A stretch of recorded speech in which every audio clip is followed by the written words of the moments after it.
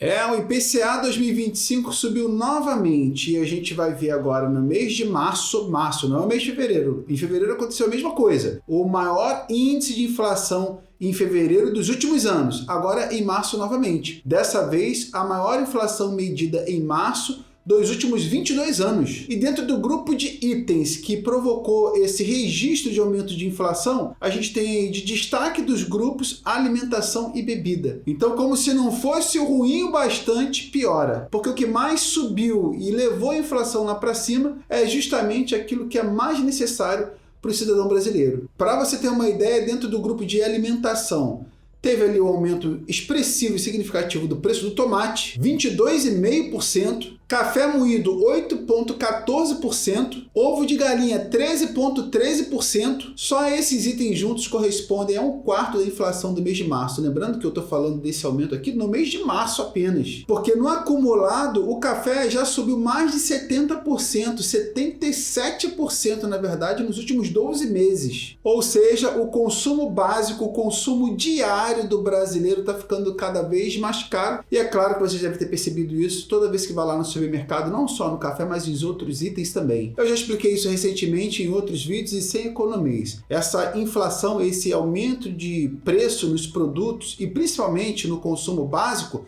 faz com que você vá no mercado com a mesma quantia todo mês, mas só que traz menos coisas. Ou seja, se no final do ano passado você ia com R$1.000 no supermercado e trazia 8 sacolas de compra de supermercado, hoje talvez você esteja trazendo aí 7 e olhe lá. Por isso que é comum aqui eu associar a inflação a um cupim, que ele corrói, que ele destrói, que ele consome o seu dinheiro, o seu poder de compra. A inflação é o cupim do dinheiro. Então a inflação alta provoca preços mais altos no supermercado, serviços cobrados por terceiros mais caros também, porque o profissional acaba repassando isso para você toda vez que vai fazer um serviço. Então tudo fica mais caro, inflação não é bom para ninguém, entendido até aqui. Já falei também que a ferramenta que o governo costuma utilizar nesse momento é o aumento da taxa de juros para inibir o consumo. Então essa taxa Selic que hoje está sendo praticada, já existe uma expectativa de que continue subindo. E aí quando a Selic aumenta, os juros ficam mais caros, financiamentos ficam mais caros, o crédito fica mais caro,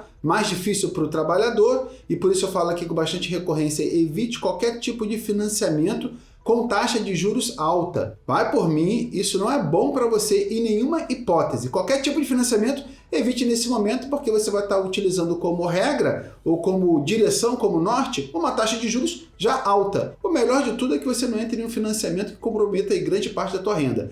Mas se você entrar, seria em um momento em que a taxa de juros está mais baixa, não nesse momento, por favor. Tanto é que a taxa de juros mais alta provoca até na pessoa que não entende sobre isso uma redução no consumo. Então, o governo aumenta a taxa de juros exatamente para esse efeito, diminuir o consumo. Porque diminuindo o consumo ajuda a conter a inflação. Então, se o governo está aumentando a taxa de juros para diminuir o consumo, e o governo sabe que isso é eficiente para diminuir o consumo, não é o momento, com certeza, para você fazer qualquer tipo de financiamento. Mas por que será que o governo quer diminuir o consumo? Bom, o que o governo quer é conter a demanda. Se o consumidor consome menos, o cara lá que vende a carne, a uva, o ovo, o café, seja lá o que for, o dono do supermercado, o dono da sapataria, o dono de posto de gasolina, ele vai ser obrigado a praticar um preço mais baixo. Olha, não está saindo nada. Diminuiu o faturamento.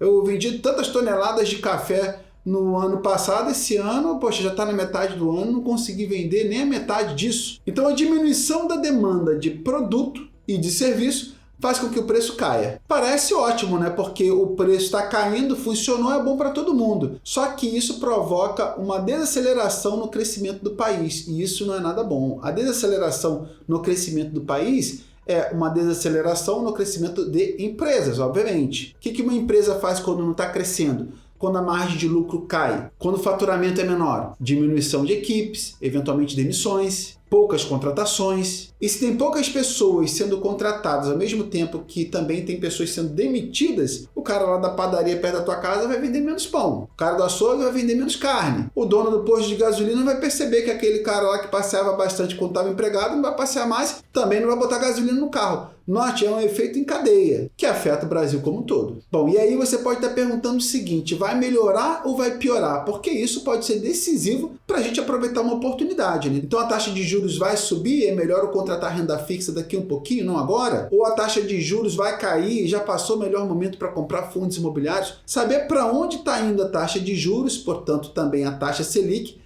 pode ser estratégico nesse momento. E é isso que eu pretendo te responder nesse vídeo. Vai melhorar ou vai piorar? Existe uma coisa chamada relatório Focus. Esse relatório Focus aponta a expectativa do Brasil sobre alguns índices, inflação, taxa de juros, até o dólar. A questão é que 3 de janeiro desse ano, portanto lá no comecinho do ano, o relatório Focus divulgou uma expectativa. Dia 3 de janeiro. Esse relatório diz que a inflação, que é o IPCA, estava com uma projeção para o final do ano de 4,89%. E a Selic, uma projeção de fechar o ano em 12%. Isso em janeiro. Agora, recentemente, há poucos dias atrás, na semana passada, o relatório Focus divulgou um outro relatório, mais atualizado. Vamos dar uma olhada nele. Agora, a projeção é que a inflação termine esse ano em 5,65%, ou seja, bem mais alto, e a projeção para a taxa Selic de 15% até o final do ano. Só que note, janeiro era uma coisa, semana passada já outra. Daqui a 3, 4, 5 meses, será que esse relatório novamente não vai dar uma outra projeção, dessa vez aumentando a taxa de juros para mais de 15%? Para você ter uma ideia, quando nós passamos pelo Covid, pelo impeachment da Dilma, nós não vivemos uma inflação nesse nível. E a taxa Selic estava em 14 e pouco. Então olha só para você ver o grau de importância do momento atual. Nós passamos por uma pandemia mundial e a Selic não foi a 15. Agora já existe uma definição do relatório Focus de que vai ser 15 até o final do ano. E como eu falei, existe ainda uma possibilidade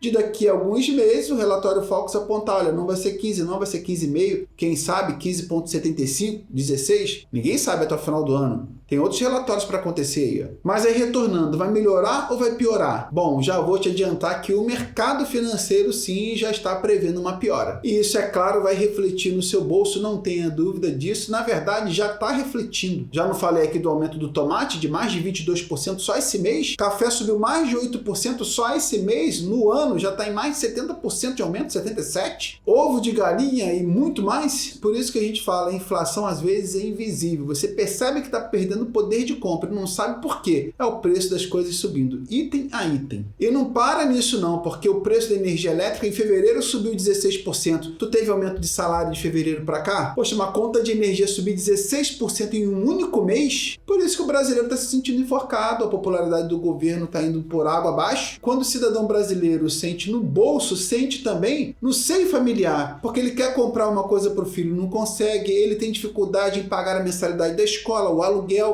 Então isso atinge diretamente a família dos brasileiros, a ponto de pensar em alternativas até na hora da alimentação. Brasileiros apelam para carcaça de frango e espinha de porco para driblar a inflação. Bom, eu não tenho dúvida de que ser pobre no Brasil é muito difícil, eu falo com muita propriedade, porque eu já fui muito pobre de minha esposa pegar um frango e dividir por uma semana inteira para nossa família de 4 pessoas. Imagina o tamanho dos pedacinhos de frango. Já contei várias das minhas experiências aqui, já trabalhei como vendedor de picolé, ajudante de pedreiro, balconista de padaria, frentista. Então eu sempre tive empregos de pessoas pobres. Você não vai ver um balconista de padaria, um frentista, um ajudante de pedreiro, como eu fui também, ganhar mais do que 5 mil por mês ou ganhar 5 mil por mês. Na verdade, eu nunca tive na minha carteira assinada um valor maior do que 5 mil. O máximo que eu atingi de carteira assinada mesmo, meu registro profissional, foi 4 mil e pouquinho. Já até mostrei essa imagem aqui no YouTube, né? O fato é que eu sei como é difícil ser pobre no Brasil, mas infelizmente está ficando cada vez pior.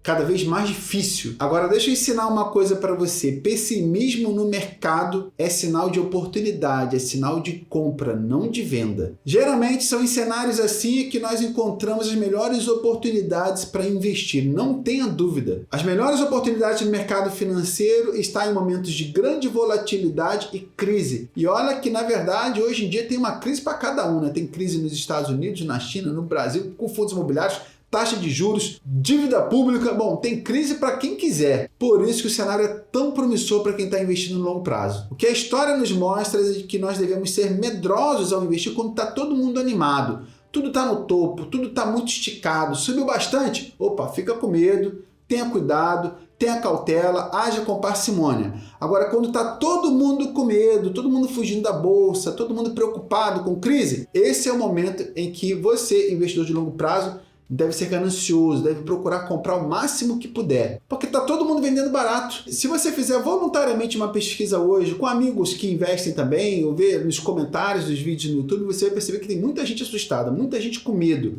O momento é quase de desespero. Muita gente vendendo barato. Quem sabe como funciona o mercado de renda variável, o comportamento da bolsa de valores ao longo dos anos, quem tem visão de longo prazo, vai ter uma grande oportunidade na mão para poder comprar ativos bem descontados. Então, pensando nisso, como se posicionar para poder aproveitar o melhor do momento? Para poder fazer o seu dinheiro multiplicar mais. Atenção, você realmente está vivendo um momento de grande oportunidade. Eu digo na renda fixa, na renda variável, com ações, com fundos imobiliários na Bolsa Americana, o momento é de grande oportunidade. Começando pela renda fixa, se a gente analisar o Tesouro IPCA+, o que é esse produto, Tesouro IPCA+? É um produto do Tesouro Direto que oferece para você inflação mais uma taxa. Então, é IPCA mais inflação mais uma taxa. Nos últimos 15 anos, a gente viu o topo lá em 2017, a melhor oferta em 2017. E quanto é que estava esse título? O que ele estava pagando, entregando de recompensa? IPCA mais 8. Ou seja, a gente está vendo o mesmo cenário se repetindo na renda fixa, como já não se via há mais de 10 anos. Então, nesse momento, o Tesouro IPCA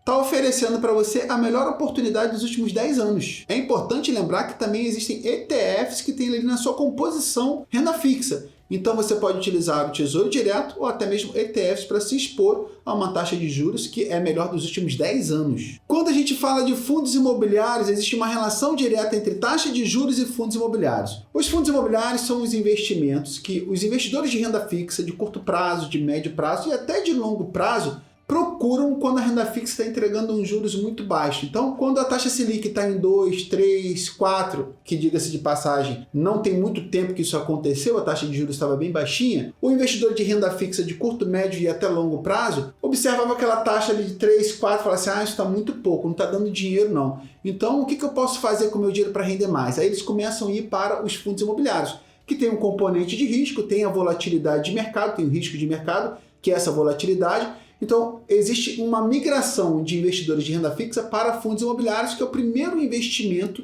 de renda variável que o investidor de renda fixa procura, porque ele é mais estável e entrega rendimento todo mês. Então, é o primeiro investimento que o investidor de renda fixa procura, quando a taxa de juros está baixa. Só que quando a taxa de juros está alta, esse mesmo investidor migra novamente para a renda fixa. Então existe novamente uma transferência de investidores de renda variável, dessa vez para a renda fixa. O que acontece? Eles vendem os fundos imobiliários na sua grande maioria, principalmente esses investidores curtoprazistas, né, que pensam muito no curto prazo e médio prazo. O que acontece com os fundos imobiliários? Com a taxa de juros está alta, então, já que todo mundo ou grande parte foi para lá, os fundos imobiliários caem. Não é à toa que tem fundos imobiliários hoje com muito desconto. Na verdade, vários fundos imobiliários com muita qualidade, eu não tenho dúvida disso, e que estão com muito desconto. 10, 20, 30, 40, 50% de desconto. E isso acontece em ciclos. Ciclo de alta de juros, fundos imobiliários caem. Se você quer comprar cotas de fundos imobiliários para ter o maior número de cotas possível, para poder receber ótimos rendimentos no futuro, o melhor momento para comprar cotas é quando essas cotas estão baratas. Porque com R$500 você vai comprar mais cotas. O que antigamente R$500, por exemplo, você comprava 40 cotas, agora com R$500 você compra 45, 46, 48, 50 cotas. Então se a gente olhar hoje para a relação preço sobre valor patrimonial, você vai ver que tem vários fundos imobiliários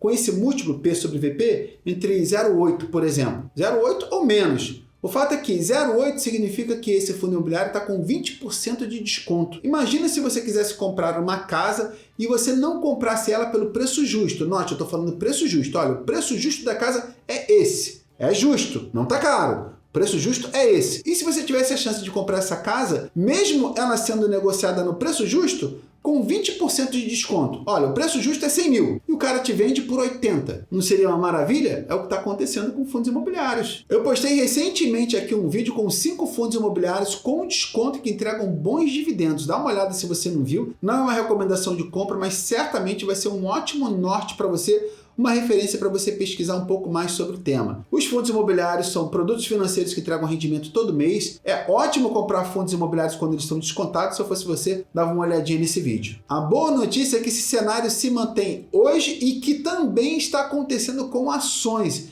Então veja, todo investidor que quer acumular patrimônio é muito interessante que invista em ações, em fundos imobiliários, e quando eu falo ações, ações de empresas americanas e brasileiras. Isso está acontecendo para todo lado hoje, com fundos imobiliários, com a Bolsa Americana, com o preço de ações. Também fiz um vídeo sobre ações aqui recentemente, outro vídeo que você não pode perder, fala sobre ações com potencial de valorização enquanto entrega dividendos. O vídeo está fresquinho, recente, dá uma olhada lá.